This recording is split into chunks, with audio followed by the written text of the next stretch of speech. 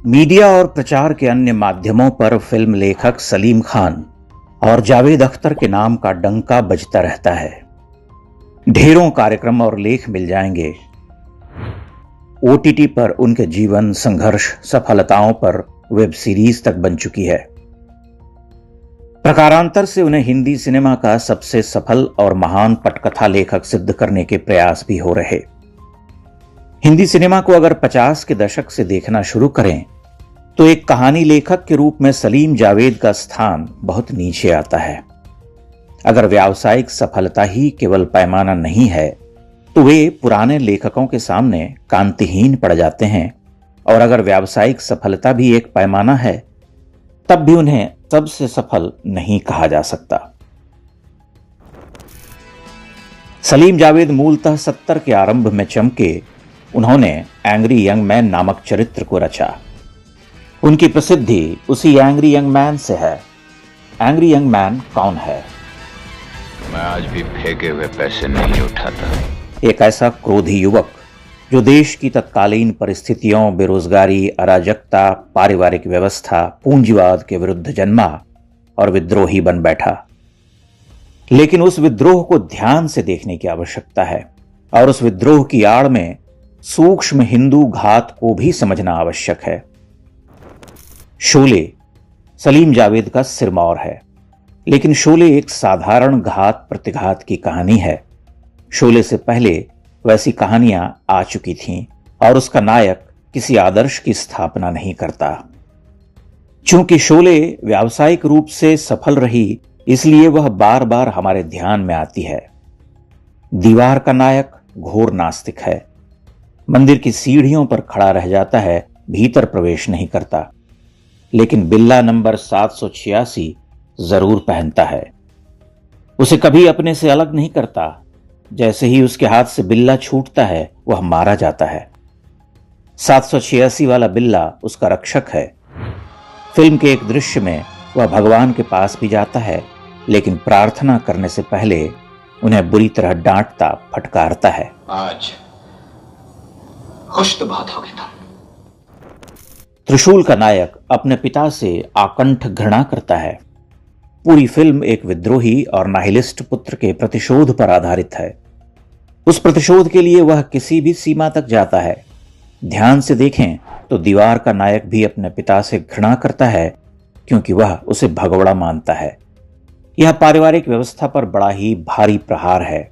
ऐसे विद्रोही नायकों ने भारतीय समाज की युवा पीढ़ी को क्रोधी, विद्रोही और परंपरा द्रोही बनाने में बड़ी भूमिका निभाई, और यह सब लेफ्टिस्ट आइडियोलॉजी के नाम पर किया जाता रहा, जिसमें व्यापारी और उद्योगपति शोषक होते हैं, पंडित ठग होते हैं, ठाकुर आतताई होते हैं, रहीम चाचा, करीम चाचा कमाल के इंसान होते हैं। जो गरीब होते हैं वे अनिवार्यतः अमीरों द्वारा सताए हुए किंतु उच्चतम आदर्शों वाले होते हैं। ईश्वर हमेशा संदेह के घेरे में रखे जाते हैं, लेकिन खुदा एक परम सत्य है। सलीम जावेद ने अपने पूरे फिल्मी जीवन में कोई स्तरीय कहानी नहीं लिखी। जो भी लिखा वह सनसनीखेज और बाजारू साधारण था। उन्होंने अपने मांसल और स्थूल भावोद्गारों से पीढ़ियों को पथभ्रष्ट किया। यह विडंबना है कि आज सलीम जावेद को महान स्टोरी राइटर सिद्ध किया जा रहा। आप बिमल रॉय की फिल्में देखिए, उस कथा सूत्र को पकड़िए, पटकथा पर ध्यान दीजिए। वे कैसे पात्रों को रचते हैं। वह जिस भाव संसार को रचते थे, क्या उसका छटाक भर भी इन फिल्मों में दिखाई देता है? ऋषिकेश मुखर्जी ने सत्यकाम, अनुपमा, आनंद, अभिमान जैसी अनेक भावना प्रधान फिल्में बनाई। प्रेम और करुणा उन फिल्मों का प्रधान तत्व है। बासु चैटर्जी, बासु भट्टाचार्य, चेतन आनंद की फिल्मों पर विचार कीजिए। इनसे पहले ख्वाजा अहमद अब्बास और पंडित मुखराम शर्मा की कहानियां देखिए। आज सचिन भौमिक को कितने लोग जानते हैं? यह कड़ी बहुत लंबी हो सकती है। ध्यान देने वाली बात यह है कि इनमें से कोई भी लेखक कथित गंगा जमनी तहजीब का उच्छेद नहीं करता।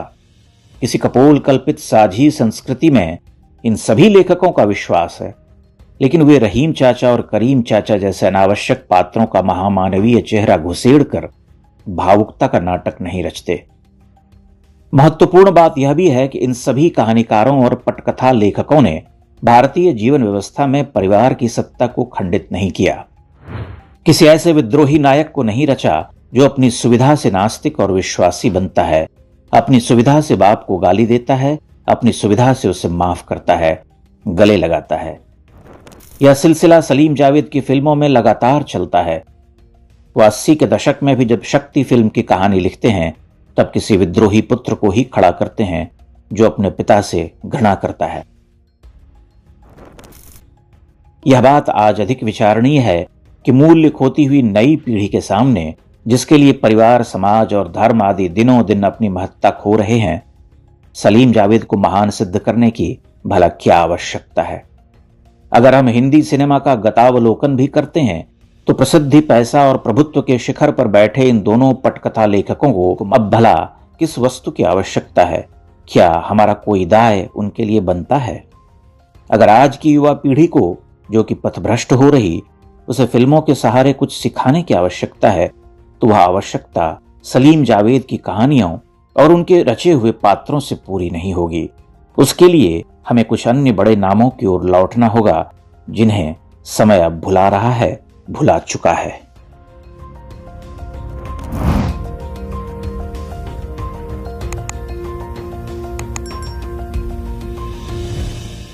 इंडेक्स ऑनलाइन के वीडियो समाज को समर्पित हैं। आप इनको डाउनलोड करके जैसे चाहे वैसे प्रयोग कर सकते हैं। चाहे तो आप हमारे टेलीग्राम चैनल से जुड़ सकते हैं। वहां सारे नए पुराने वीडियो आपको मिल जाएंगे। हमारे सोशल मीडिया लिंक हर वीडियो के डिस्क्रिप्शन में होते हैं। हमारा एकमात्र उद्देश्य हिंदू समाज को जागृत और एकजुट करना है। इसमें सहभागी बने। धन्यवाद।